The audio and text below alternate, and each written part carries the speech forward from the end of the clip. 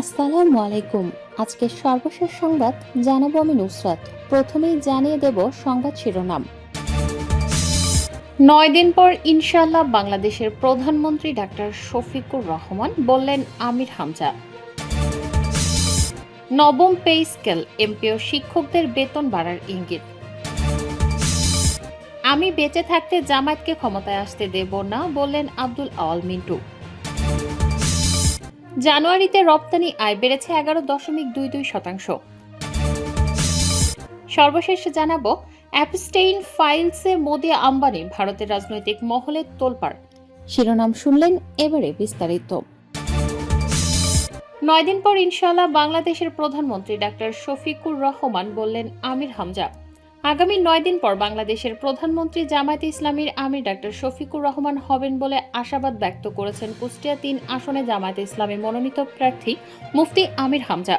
মঙ্গলবার দুপুরে সদর আসনে নির্বাচনী প্রচারণায় নারীদের উঠান বৈঠকে তিনি এসব কথা বলেন।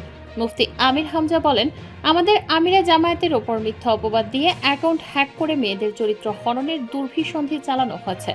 আশা করছি আর 9 দিন সময় আছে। এই 9 দিন পর ইনশাআল্লাহ বাংলাদেশের প্রধানমন্ত্রী আমিরে জামায়াত ডাক্তার শফিকুর রহমান। এটাই পৃথিবীর ইতিহাস বলে আমির হামজা বলেন, এর আগে যার যার অ্যাকাউন্ট হ্যাক হয়েছিল, মিথ্যা কথা ছড়িয়েছিল, যাদের নামে আল্লাহ তাদের ক্ষমতায় বসিয়ে দিয়েছে।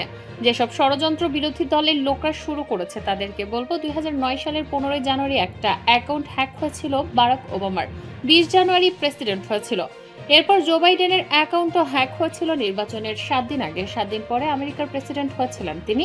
আমরা আগামীতে দেখব ইনশাআল্লাহ জামায়াতে ইসলামী আগামী রাষ্ট্র ক্ষমতায়। ডাক্তার শফিকুর রহমান মানবিক একজন, যিনি সবার জন্য মায়া করে থাকেন।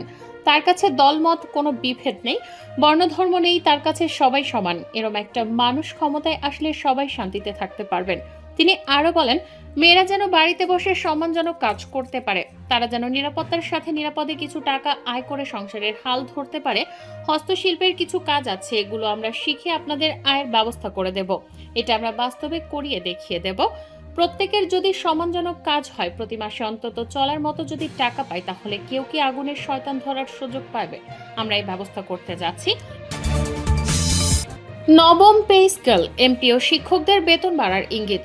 নবম জাতীয় বেতন কাঠামো বাস্তবায়ন হলে এমপিওভুক্ত শিক্ষক কর্মচারীদের বেতন বাড়বে কিনা এ প্রশ্নে অনিশ্চয়তা তৈরি হয়েছে। এ নিয়ে শঙ্কায় রয়েছেন সারা দেশের কয়েক লাখ এমপিওভুক্ত শিক্ষক ও কর্মচারী। এ বিষয়ে অর্থ মন্ত্রণালয় এবং পে কমিশনের একাধিক সদস্যের সঙ্গে কথা বলেছে সংশ্লিষ্টরা।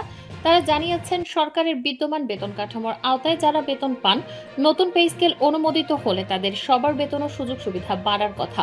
অর্থ মন্ত্রণালয়ের এক অতিরিক্ত সচিব বলেন, সরকারি বেতন কাঠামোর আওতায় যারা সরকারের কাছ থেকে বেতন পান, নতুন পে স্কেল কার্যকর হলে তাদের বেতনও সেই কাঠামো অনুযায়ী নির্ধারিত হওয়ার কথা।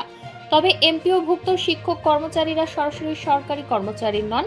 তারা সরকারের কাছ থেকে বেতন পেলেও তা অনুদান হিসেবে দেয়া হয় এবং সরকারি চাকরিজীবীদের মতো সব ধরনের সুযোগ সুবিধা তারা পান না। এ প্রসঙ্গে ওই কর্মকর্তা আরও বলেন, অনুদান হলেও সেটি সরকারি দায়। শিক্ষকদের জন্য নির্দিষ্ট বেতন গ্রেড রয়েছে, ফলে নতুন পে স্কেল বাস্তবায়ন হলে কমিশনের সুপারিশ অনুযায়ী তাদের মূল বেতন বাড়ার কথা।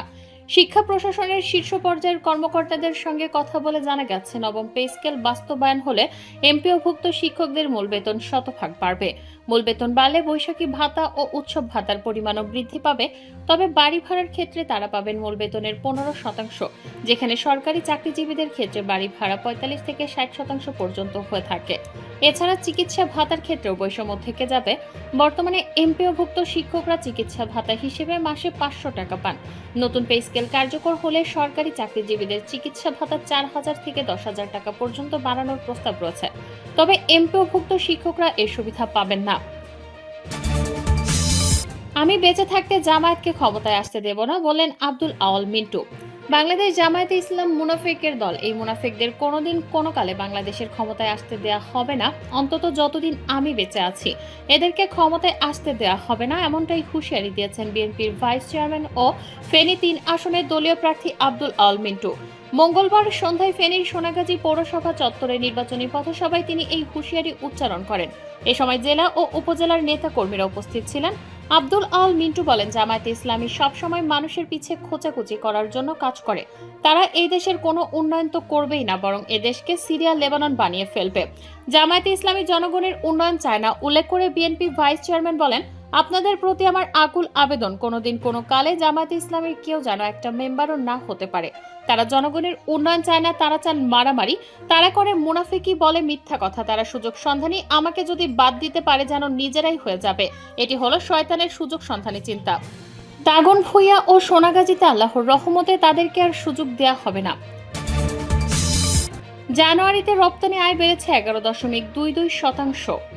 বিশ্ব অর্থনীতির নানা চ্যালেঞ্জ সত্ত্বেও ইতিবাচক ধারায় ফিরেছে বাংলাদেশের বৈদেশিক বাণিজ্য। 2026 সালের জানুয়ারি মাসে রপ্তানি আয় ডিসেম্বরের তুলনায় 11.22% এক উল্লেখযোগ্য প্রবৃদ্ধির রেকর্ড করা হয়েছে। সর্বশেষ তথ্য অনুযায়ী 2026 সালের জানুয়ারি মাসে রপ্তানি আয় দাঁড়িয়েছে 4,413.65 মিলিয়ন মার্কিন ডলার, যা 2025 সালের ডিসেম্বরে ছিল 3,968.28 মিলিয়ন ডলার।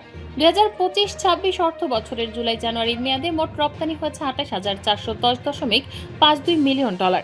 যদিও এই অঙ্কটি গত অর্থ বছরের একই সময়ের 28,969.52 মিলিয়ন ডলারের তুলনায় সামান্য কম, তবে সাম্প্রতিক মাসিক প্রবৃদ্ধি রপ্তানি খাতে স্থিতিশীলতার ইঙ্গিত দিচ্ছে। দেশের রপ্তানি আয়ের মূল চালিকা শক্তি হিসেবে তৈরি পোশাক খাত তার অবস্থান ধরে রেখেছে। জুলাই জানুয়ারির সময়ে এই খাত থেকে আয় হয়েছে 22,980.20 মিলিয়ন ডলার। গত বছরের তুলনায় এই খাতে 11.77% প্রবৃদ্ধি অর্জিত হয়েছে। এটি বিশ্ববাজারে বাংলাদেশি পোশাকের অব্যাহত চাহিদা এবং প্রতিযোগিতামূলক সক্ষমতার প্রমাণ দেয়। তৈরি পোশাক ছাড়াও বেশ কিছু গুরুত্বপূর্ণ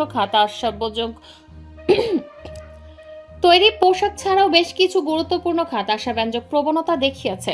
চামড়া ও চামড়াজাত পণ্য, পাট ও পাটজাত পণ্য, হোম টেক্সটাইল, প্লাস্টিক পণ্য এবং লাইট ইঞ্জিনিয়ারিং খাতে বার্ষিক ও মাসিক উভয় ভিত্তিতে প্রবৃদ্ধি অর্জিত হয়েছে। তবে কৃষি, প্রক্রিয়াজাত পণ্য এবং হিমায়িত মাছের মতো প্রধান খাতগুলোতে মিশ্র ফলাফল দেখা গেছে। অ্যাপস্টেইন ফাইলসে মোদি আম্বানি, ভারতের রাজনৈতিক মহলে তোলপাড়। যুক্তরাষ্ট্রের সাজাপ্রাপ্ত কুখ্যাত যৌন অপরাধী জেফ্রি অ্যাপস্টেইনের বিপুল সংখ্যক গোপন নথি প্রকাশের পর বিশ্বজুড়ে রাজনৈতিক ও কূটনৈতিক অঙ্গনের তোলপাড় সৃষ্টি হচ্ছে। মার্কিন বিচার বিভাগ প্রকাশিত এসব নথিতে বিভিন্ন দেশের রাষ্ট্রনেতা, প্রভাবশালী রাজনীতিক ও ধনকুবেরদের নাম উঠে এসেছে। সেই তালিকায় রয়েছেন নরেন্দ্র মোদী সহ ভারতের একাধিক প্রভাবশালী ব্যক্তিও।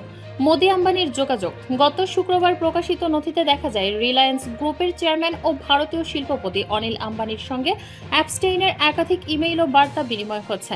এসব যোগাযোগ হয়েছিল 2008 সালে অ্যাপস্টেইন প্রথমবার যৌন অপরাধে দোষী সাব্যস্ত হওয়ার পরবর্তী সময়ে। নথি অনুযায়ী যুক্তরাষ্ট্রে নিযুক্ত হতে যাওয়া ভারতীয় রাষ্ট্রদূতদের বিষয়ে আলোচনা থেকে শুরু করে মোদির সঙ্গে শীর্ষ মার্কিন কর্মকর্তাদের বৈঠক আয়োজনের বিষয়েও দুজনের মধ্যে কথাবার্তা হয়েছে। অনিল আম্বানি ভারতের সবচেয়ে ধনী ব্যক্তি মুকেশ আম্বানির ভাই। মুকেশ আম্বানি ও প্রধানমন্ত্রী মোদির ঘনিষ্ঠ বলে পরিচিত। নথিতে বলা হয়, 2017 সালের 16 মার্চে ডোনাল্ড ট্রাম্প যুক্তরাষ্ট্রের প্রেসিডেন্ট হিসেবে প্রথম মেয়াদে শপথ নেয়ার প্রায় 2 মাস পর অনিল আম্বানি অ্যাপস্টেইনকে একটি বার্তা পাঠান। সেখানে অনিল আম্বানি জানান, নেতৃত্ব ট্রাম্প ঘনিষ্ঠ কয়েকজন গুরুত্বপূর্ণ ব্যক্তির সঙ্গে যোগাযোগ স্থাপনে অ্যাপস্টেইনের সহায়তা চাইছে। ওই তালিকায় ছিলেন জ্যারেড কুশনার ও স্টিভ ব্যানন।